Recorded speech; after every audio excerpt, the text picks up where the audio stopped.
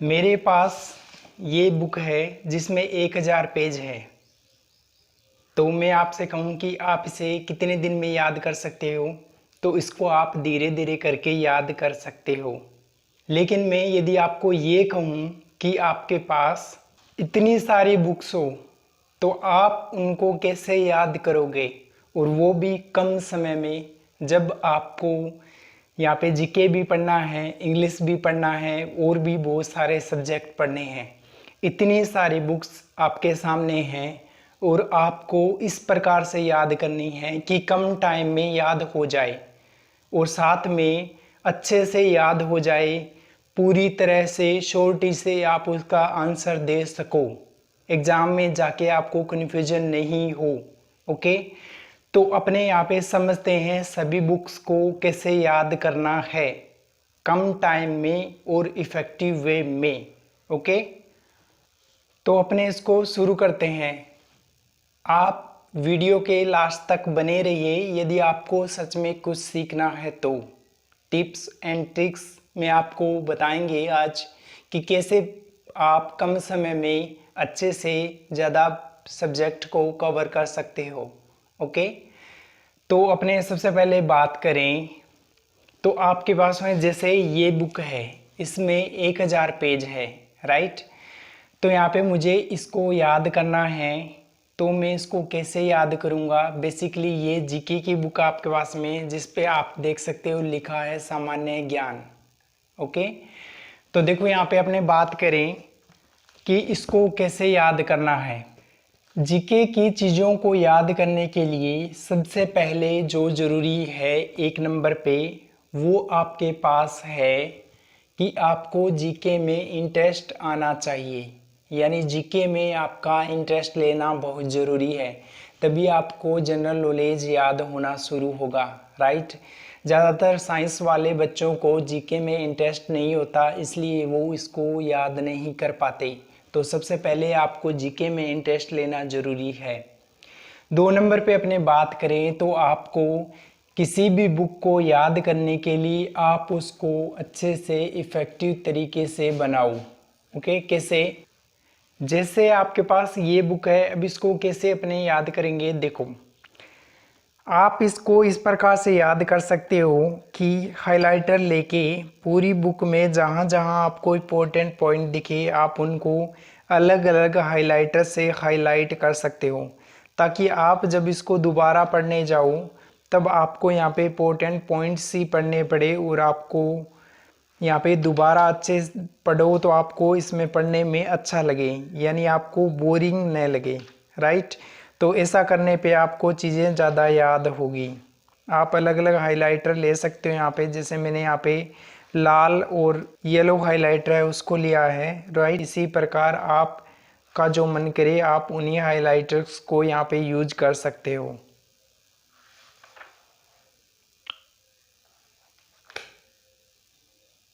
तीन नंबर पे जो ज़रूरी है वो है कि मान लो यदि आपको बार बार पढ़ने पे याद नहीं हो रहे हो, ठीक है। सबसे पहले तो आपको ये करना होगा कि एक ही किताब को उठाओ और उसी को बार बार पढ़ते जाओ।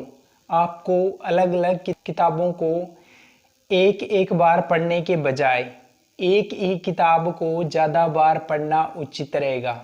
ओके, यानी आपको कम से कम किताबें पढ़नी है और उनको बार बार पढ़ना है। तो देखो यहाँ पे इसके बाद में जैसे आपने किताबों में पढ़ना शुरू की, आपने एक किताब उठाई उसको पढ़ा आपने, लेकिन उसमें से बहुत सारी चीज़ें हैं जो आपको याद नहीं होगी। आप उनको एट्रैक्टिव वे में उनके नोट्स बना सकते हो। कैसे? जैसे मान लो ये कुछ नोट्स हैं मेरे पास जो आपको मैं दिखाने जा रहा हूँ, राइट। तो देखो यहाँ पे नोट्स को लिखने का तरीका भी आकर्षित होना चाहिए, यानी आपको नोट्स को पढ़ने में मज़ा आए, राइट।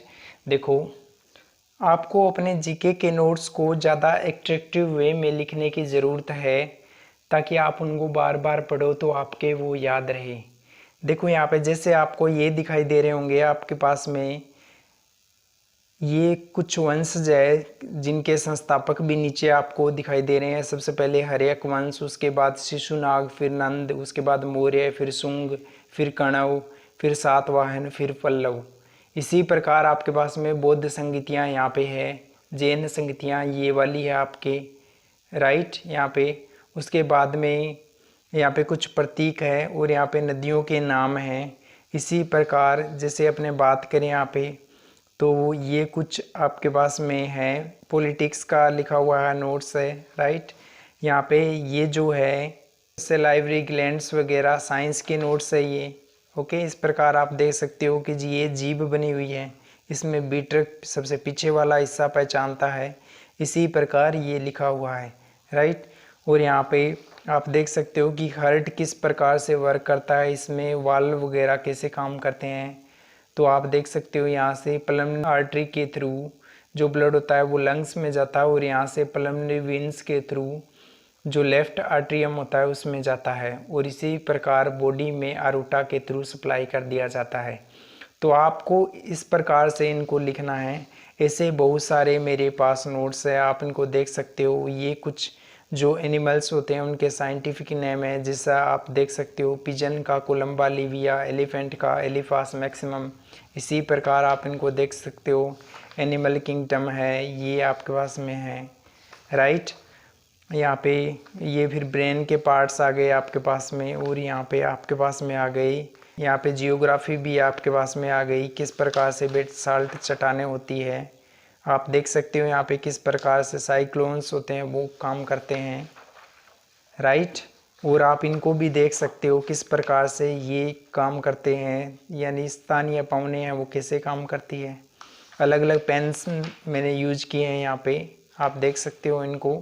रेड भी है यहाँ पे, ग्रीन पेन भी है, और यहाँ पे मैंने तीर बना के पूरे अच्छे से समझाए हैं ताकि मैं इसको कम बार पढूं और मुझे याद हो जाए। और बीच में मैंने यहाँ पे हाइलाइटर भी यूज किया है जगह जगह पे। ये कुछ पंचवर्षीय योजनाएं हैं जो मुझे याद करनी हैं, और यहाँ पे मैंने इम्पोर्टेंट पॉइंट्स को नोट्स बनाए हैं, और मैंने इस प्रकार से इनको लिखा है ताकि याद हो जाए। जैसे 51 से 56 तक पंचवर्षीय योजना पहली चली थी, 56 से 61 तक दूसरी, उसके बाद 61 से 66 तक तीसरी चली थी, और 66 से 69 तक हॉलीडे प्लान चला था, राइट। इसी प्रकार 78 से 80 तक आपके पास में रोलिंग प्लान चला था, और 80 से 85 तक छठी पंचवर्षीय योजना चली थी। उसी प्रकार 90 से 92 के बीच में एनुअल प्लान चला था 2 साल का, और यहाँ से इस प्रकार से ये लगातार चलता जा रहा है। 17 से 22 तक आपके पास में चल रहा है 13वां पंचवर्षीय योजना। इसी प्रकार आप इनको लिख सकते हो, और ज़्यादा एट्रैक्टिव तरीके से आप इनको बनाओगे तो आपके जो नोट्स है वो आपका बार बार पढ़ने का मन करेगा, और आप उनको बार बार अच्छे से पढ़ोगे तो आप उनको भूलोगे नहीं, राइट। तो ये एक तरीका है आपके पास में कि आप इनको कम टाइम में ज़्यादा बार पढ़ सकते हो। ये आप देख सकते हो यहाँ पे आपके पास में सीटें हैं सारी। यूपी में लोकसभा की 80 सीटें हैं, राज्यसभा की 31 है। इस प्रकार आप देख सकते हो हरियाणा में 10 लोकसभा की है, 5 आपके पास में राज्यसभा की है। इसी प्रकार प्रत्येक राज्य की आपको सारी चीज़ें बताई हुई है। स्वेज नहर है वो लाल सागर से भूमध्य सागर को जोड़ती है। जो पनामा नहर है वो कैरेबियन सागर से प्रशांत महासागर को जोड़ती है। तो यहाँ पे बहुत सारी बातें और भी है आपके पास में, जैसे नाभिकीय संयंत्र है आपके पास में नरोरा, कलपम और तारापुर। ऐसे और भी बहुत सारे मेरे पास नोट्स हैं, आप इनको देख सकते हो किस प्रकार से लिखा हुआ है। ये मुझे बार बार तंग कर रहे थे तो मैंने इस प्रकार से इनको एक साथ लिखा है, राइट। और इनको बार बार पढ़ने पे ये याद हो जाते हैं अच्छे से। सबसे मेन बात यहाँ पे ये है कि जैसे आप मान लो कोई बुक उठाते हो और उसको आप पढ़ना शुरू करते हो तो आपको शुरुआत में याद नहीं होता, ओके। जैसे मान लो आज आपने बुक उठाई और उसके 5 पेज पढ़े आपने, तो आपको उसमें से यदि रट्टे आपने नहीं लगाए हैं तो आपको याद बहुत ही कम होगा, नए के बराबर होगा, राइट। तो यहाँ पे आपको क्या करना है कि जैसे मान लो आज आपने 10 पेज पढ़े तो दिन में 3 बार उन पेजों को पढ़ो। आपको याद नहीं करने हैं, बस आपको उनको पढ़ना है और समझने की कोशिश करनी है। आपको याद नहीं होंगे वो, कल आप जब पढ़ने जाओ तो 10 पेज पीछे वाले और 10 पेज आगे वाले यदि आपकी कैपेसिटी है तो आप ज़्यादा भी काम में ले सकते हो। जैसे मैंने 10 पेज बताया है, आप यहाँ पे 20 या 25 पेज भी काम में ले सकते हो। ये जो पेज है ये डिपेंड करेगा बुक के साइज पे। जैसे मान लो ये छोटी बुक है, इसका इतना साइज है, तो आप इसके ज़्यादा पेज भी पढ़ सकते हो। जैसे मान लो ये यहाँ पे बड़ी बुक है और इसका साइज बड़ा है, तो आप यहाँ पे कम पेज भी पढ़ सकते हो। डिपेंड करेगा कि बुक का साइज क्या है और आप उसे कितना टाइम दे रहे हो। जैसे मान लो आज आपने बुक उठाई और उसको याद करना है, तो शुरुआत से आपने मान लो 10 पेज याद करने हैं आपको। तो शुरुआत से आपने सुबह एक बार 10 पेजों को पढ़ा और उनको छोड़ दिया, उनको याद करने की कोशिश नहीं करनी है। दोपहर में आपने शुरुआत से 10 पेज उठाए, एक बार पढ़ा, उसको छोड़ दिया। शाम को फिर से 10 पेज उठाए, एक बार पढ़ा, छोड़ दिया। अगले दिन आपको क्या करना है कि शुरुआत से 20 पेज, 10 पेज तो पीछे वाले पहले दिन के और 10 पेज आगे वाले दिन के। ओके, तो आप क्या करोगे कि शुरुआत से दूसरे दिन आप 20 पेज उठाओगे, उनको सुबह एक बार पढ़ोगे, छोड़ दोगे। दोपहर में 20 पेजों को एक बार पढ़ोगे, छोड़ दोगे। शाम को 20 पेजों को एक बार पढ़ोगे, छोड़ दोगे। तीसरे दिन क्या करना है कि शुरुआत से 30 पेज उठाओगे, एक बार पढ़ोगे, छोड़ दोगे। दोपहर में भी एक बार पढ़ोगे, छोड़ दोगे। शाम को भी एक बार पढ़ोगे, छोड़ दोगे। चौथे दिन आप क्या करोगे, शुरुआत से 40 पेज उठाओगे, उनको सुबह एक बार पढ़ोगे, छोड़ दोगे। दोपहर में एक बार पढ़ोगे, छोड़ दोगे, और शाम को भी एक बार पढ़ोगे, छोड़ दोगे। तो आप ऐसा करोगे लगातार कई दिनों तक आप ऐसा करोगे, तो आपको पीछे वाले पेज है वो सारे याद होना शुरू हो जाएंगे।